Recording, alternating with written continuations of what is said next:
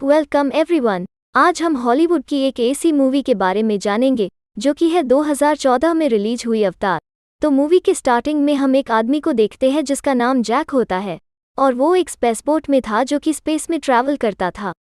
अब इस आदमी को बहुत सालों के बाद होश आता है और वो इस स्पेसबोट में ऑलमोस्ट 6 सालों से था और उसकी टांगें पैरालाइज हो चुकी थी। और यह तो पहले हमें ये समझ में नहीं आता कि जैक स्पेस में क्या कर रहा है और किस लिए आया है।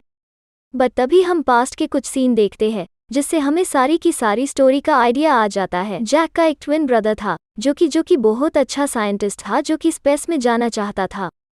उसे नई नई चीजें डिस्कवर करने का बहुत शौक था, लेकिन उसकी कुछ लोगों से लड़ाई हो गई। कुछ पैसों के लिए उन्होंने उसे मार दिया। स्पेस मिशन के लिए नासा का भी बहुत खर्चा लग गया था और जैक नहीं चाहता था कि उनका कोई नुकसान हो। उसके भाई का जो सपना था वो खुद पूरा करना चाहता था, इसलिए वो उसकी जगह स्पेस में चला जाता है किसी दूसरे प्लैनेट को देखने के लिए। वो इसलिए भी जाना चाहता था क्योंकि वो पैरालाइज्ड होता है, क्योंकि उसकी टांगों का इलाज बहुत महंगा होता है। उसे एक होप होती है कि इस मिशन पे वो गया और कामयाब हो गया तो उसे काफ़ी सारे पैसे मिलेंगे और पैसों का यूज़ करके वो अपने टांगों का ऑपरेशन कर पाएगा।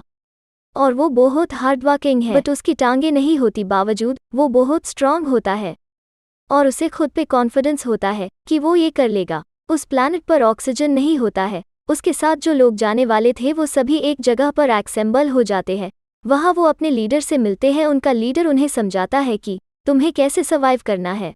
वहाँ पर किसी क्रिएचर से सामना होता है तो उससे किस तरह से बचना है। अब जैक एक आदमी से मिलता है जो 30 साल ट्रेनिंग में साथ था और उनकी अच्छी पहचान थी, और अब जैक उसे अवतार दिखाता है। वो सब क्रिएचर भी दिखाते हैं जो उस प्लैनेट पर रहते थे। उनका प्रोजेक्ट स्टार्ट होता है, तभी वह प्रोजेक्ट की लीडर आ जाती है और सीधा उस प्रोजेक्ट के हेड के पास जाती है जो कि एक बिजनेसमैन होता है और उसी ने ही वो प्रोजेक्ट स्टार्ट किया होता है। वो उसे कहती है कि तुम्हारा जैक को लाने का क्या मतलब है, और वो उसे बताता है कि इसमें कोई मतलब नहीं है। और वो उसे एक कीमती स्टोन दिखाता है और वो कहता है कि हम इस प्लैनेट से ये स्टोन लाएंगे। ये 1 केजी स्टोन 100 करोड़ का बिकता है, यानी इसका 10 ग्राम 1 करोड़ का बिकेगा। तो तुम चुपचाप रहो, जो हो रहा है होने दो। और अगले सीन में हमें दिखाते हैं कि जैक को एक मशीन में भेजा जाता है और वैसे ही वो अवतार बन के बाहर आता है और उसे अवतार जैसी बॉडी में शिफ्ट किया गया था, जिसे पाकर वो बहुत खुश था। लंबे लंबे कान, लंबे पैर, लंबी सी चोटी और नीला रंग। अब जैक मिलता है एक आदमी से जो कि जैक की तारीफ करता है, क्योंकि जैक पहले आर्मी में था और उसकी एक्टिविटीज बहुत अच्छी होती है। और वो जैक से कहता है कि तुम्हें उनके साथ ज़्यादा से ज़्यादा टाइम स्पेंड करना होगा, क्योंकि जितना टाइम तुम उनके साथ स्पेंड करोगे वो तुम पे उतना ही ट्रस्ट करने लगेंगे। और तुम जानते हो ना कि इस प्रोजेक्ट का हेड भी यही चाहता है कि उस प्लैनेट से ज़्यादा स्टोन निकाल सके, मगर उसके लिए क्रिएचर को वहाँ से हटाना होगा। अगर तुम 3 महीने में ऐसा नहीं कर सके तो हमें मजबूरन वहाँ पे हमला करना पड़ेगा और वहाँ जंग छिड़ जाएगी, क्योंकि स्टोन तो हमें पाने ही पाने हैं और इसके बदले में मैं तुम्हें तुम्हारी टांग ठीक करके दूंगा। इस चीज के लिए जैक मान जाता है। वो लोग उस प्लैनेट पे पहुंच जाते हैं और जैक, जो अब एक अवतार होता है, जो बहुत खुश होता है। तभी वो चीज़ों को छूने लगता है। तभी वो नोटिस करता है कि वहाँ बहुत सारे क्रीचर्स हैं। अब एक अजीब सा क्रिएचर जैक के पीछे पड़ जाता है तो जैक झरने में छलांग लगा देता है, लेकिन अब वो अपनी टीम से अलग हो चुका था और वहाँ पे जैक अपने लिए हथियार तैयार करता है एंड जैक की टीम भी उसे बहुत ढूंढती है, बट जैक उसे नहीं मिलता। और वो लोग यहाँ से ये सोचते हुए चले जाते हैं कि ये एक खतरनाक प्लैनेट है और क्या पता अब तक जैक जिंदा ही ना हो। बट जैक वही जंगल में होता है। तब हम देखते हैं कि कोई अवतार फीमेल उसे देख रही होती है और वो इस प्लैनेट की क्रिएचर होती है जो कि मी-3 होता है। वो जैक पर एरो चलाने वाली होती है कि तभी उस पर एक ग्लोइंग फूल आके बैठता है और वो अपना डिसीजन बदल लेती है और वहाँ से चली जाती है। अब रात को उस प्लैनेट के बहुत खतरनाक जानवर उसके पीछे लग जाते हैं और वो उस पे अटैक करने की कोशिश करते हैं, बट जैक आग से उन जानवरों को भगाने की कोशिश करता है। तभी वहाँ पर नीचे आकर उसे बचाती है और उस दौरान वहाँ के कुछ जानवर भी मारे जाते हैं। तब नेची को गुस्सा आता है और वो कहती है, तुम्हें बचाने के चक्कर में मेरे जानवर मारे गए। तो जैक उससे कहता है कि गुस्सा किस बात का दिखा रही हो, अगर अपने जानवरों की इतनी ही चिंता थी तो मुझे बचाया ना होता। तो नेची उसे कहती है कि तुम छोटे बच्चे हो। तो जैक उसे कहता है कि तो फिर मुझे बताओ कैसे लड़ा जाता है। तभी जैक के बॉडी पर वही ग्लोइंग फ्लावर आकर बैठ जाते हैं। नेची उस कबीले की लीडर की बेटी होती है तो वो जैक को अपने कबीले में लेके जाती है उसके कबीले के लोग जैक को मारना चाहते हैं, बट नेची उनको रोकती है। बट ये बात एक ओल्ड अवतार को पसंद नहीं आती और वो वही अवतार था जो आगे जाकर कबीले का लीडर बनने वाला था। वहाँ नेची की माँ जो वहाँ की रानी होती है, तो वो नेची को कहती है, तुम जैक को सिखा सकती हो, मैं तुम्हें परमिशन देती हूँ। तब हम देखते हैं कि असल दुनिया में जैक की आंखें खुल जाती है। तभी वो सबको बताने लगता है कि मैंने उनका ट्रस्ट जीतने का पहला स्टेप अभी पार कर दिया, और ये सुनकर सब लोग काफ़ी खुश होते हैं।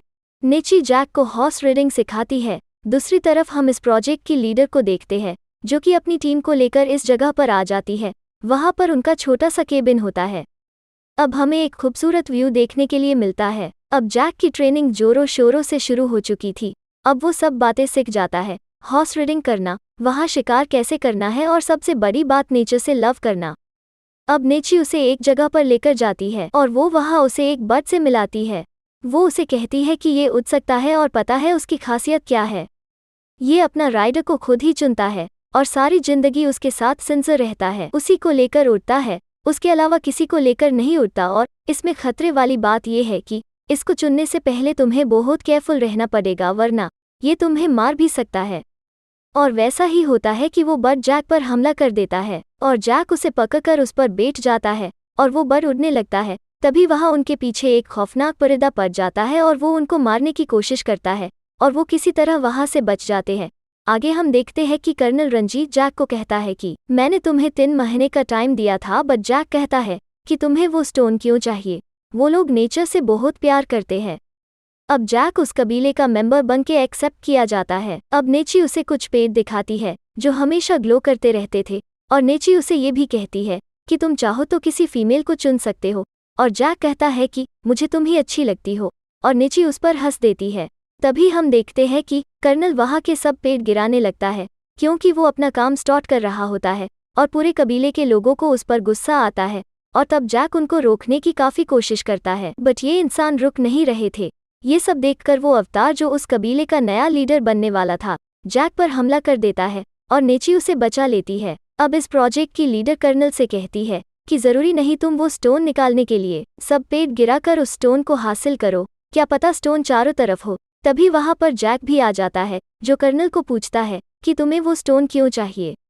वो लोग नेचर को बहुत प्यार करते हैं, वो कभी भी वहाँ से नहीं जाएंगे। तो कर्नल कहता है कि हमें उससे कोई फ़र्क नहीं पड़ता, मैंने तुम्हें पहले ही बताया था कि वो नहीं गए तो हम उन पर अटैक कर देंगे, और कल सुबह ऐसा ही होगा। लीडर और जैक उसे समझाने की कोशिश करते हैं, लेकिन वो सुनता ही नहीं है और वो उनको ये लास्ट मौका देता है कि तुम लोग वापस अपने अवतार में जा सकते हो, और उनको वार्न करो कि ये तुम्हारे पास आखिरी मौका है। प्रोजेक्ट लीडर और जैक अपने अपने अवतार में चले जाते हैं और दोबारा से उस प्लैनेट पर जाते हैं। वहाँ जाकर जैक सबको सच सच बता देता है कि मुझे यहाँ पर इसलिए भेजा गया था कि मैं आप सब लोगों को यहाँ से हटा सकूं, क्योंकि हमें यहाँ से कुछ ज़रूरी चीज़ें चाहिए। तो नेची वो सुन के रोने लगती है और कहती है कि तुमने मुझे धोखा दिया है, तुम अब तक ड्रामा कर रहे थे। और उस प्लैनेट के क्रिएटर जैक और प्रोजेक्ट की लीडर को कैद कर लेते हैं। तभी वहाँ पर कर्नल अपने लोगों के साथ आ जाता है। अब उस कबीले के लोग उन पर अटैक करने लगते हैं, बट उनको तीरों से कुछ भी नहीं होता। कर्नल उन पे बॉम्ब्स फेंकने लगता है, उससे सारे जंगल में आग लग जाती है। कबीले के लोग डर कर रोने लगते हैं। तभी वहाँ एक फीमेल अवतार जैक के पास आके उसे कहती है, अब तुम ही हमें बचाओ। तभी कर्नल एक उनका ट्री भी गिरा देता है जो उनका गॉड ट्री था। सब लोग ये देखकर काफ़ी दुखी होते हैं और उन्हें इंसानों पर काफ़ी गुस्सा आ रहा होता है। और अब इस सब में नेची के फादर जो कबीले के लीडर होते हैं, उसमें उसकी डेथ हो जाती है। अब उस प्रोजेक्ट का हेड जैक और प्रोजेक्ट लीडर को अरेस्ट करने की परमिशन देता है, बट तभी वहाँ पर एक पायलट आती है। वो एक फाइटर प्लेन चलाया करती थी, वो उन सबको बचाती है। अब वो एक स्पेसशिप में थे और कर्नल की फायरिंग के कारण प्रोजेक्ट की लीडर जख्मी हो जाती है। अब जैक दोबारा से अपने अवतार में आ जाता है और जैक देखता है कि यहाँ के सभी लोग किसी और जगह पर चले गए। वो वहीं पर होते हैं जहाँ पर उनका गॉड ट्री गिरा होता है। उन्हें लग रहा था कि जैक चला गया है और वो उनकी मदद के लिए कभी नहीं आएगा। अब जैक उसी परिंदे पर सवारी करके आता है जिस परिंदे पर उनके एक्सेस्टर ने सवारी की थी। वहाँ के लोगों का यही मानना था कि जो भी उस परिंदे पर सवारी करेगा वो गम की बादलों को भी हटा सकेगा, मीन्स प्रॉस्पेरिटी ला सकेगा। जब जैक उस परिंदे पर उन लोगों के पास आता है तब सब लोग बहुत खुश हो जाते हैं और नेची भी बहुत खुश हो जाती है।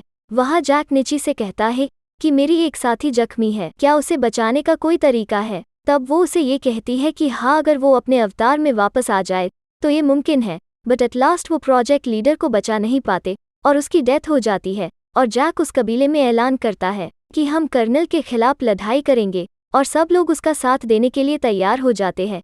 ये बहुत सारे होते हैं, इसलिए कर्नल भी डरा हुआ होता है, लेकिन उसके पास बहुत सारे पावरफुल जहाज और वेपन्स थे। बट जैक और बाकी कबीले वालों के पास तीर कमान ही थे। लेकिन जैक इस बात पर ध्यान नहीं देता क्योंकि वो इस प्लैनेट को अच्छी तरह से जानता है। वो गॉड ट्री के पास जाता है और कहता है कि आप हमारी मदद कीजिए, और कर्नल यहाँ नेचर को तबाह करने आ रहा है, तो आप हमें शक्ति दे। अब कर्नल अपना हमला कर देता है। वो अपनी बहुत ज्यादा आर्मी लेकर आता है। वो सबसे पहला शूट उसी गॉड ट्री की तरफ करता है। तभी वो पर सब अवतार आ जाते हैं। वो लोग भी अपने प्लैनेट को बचाने की कोशिश करते हैं और जैक उसी येलो परिंदे पर आता है। ये सब तीर कमान चला रहे थे, बट उनके पास बहुत अच्छी गन्स होती है। वो उन पे अटैक करते हैं। इस प्लैनेट के अवतार में ज्यादा विल पावर थी क्योंकि उनमें कहीं ज्यादा स्टैमिना था।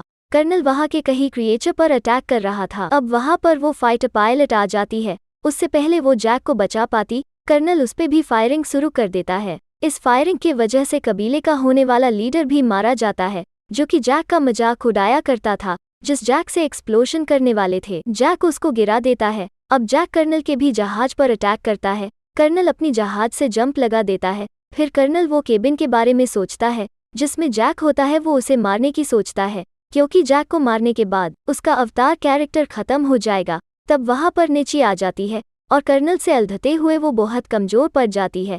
तभी वहाँ पर जैक आता है, लेकिन कर्नल उसकी चोटी पकड़कर उसे हवा में उठा लेता है। बट तभी नेची तीर मार के कर्नल को मार देती है और तब फाइनली कर्नल मारा जाता है। तब जैक भी बेहोश हो जाता है। वहाँ केबिन में जैक को ऑक्सीजन नहीं मिल रहा था और वो थरथरने लगता है। तभी वहाँ पर नेची आती है और उसे ऑक्सीजन मास्क लगाती है और वो स्माइल करती है। अब हम देखते हैं कि सब इंसानों को वापस भेजा जाता है और जैक को वहाँ पर रखा जाता है और उन सब लोगों को रखा जाता है जो अवतार के साथ रहना चाहते थे। अब जैक को उसकी बॉडी से निकल के हमेशा के लिए अवतार में बदल देते हैं और अब नेची भी काफी खुश दिखती है। इसी के साथ मूवी का एंड होता है। अगर आपको अवतार part 2 the way of water देखनी है तो कमेंट करें और चैनल को सब्सक्राइब जरूर करें। Thank you.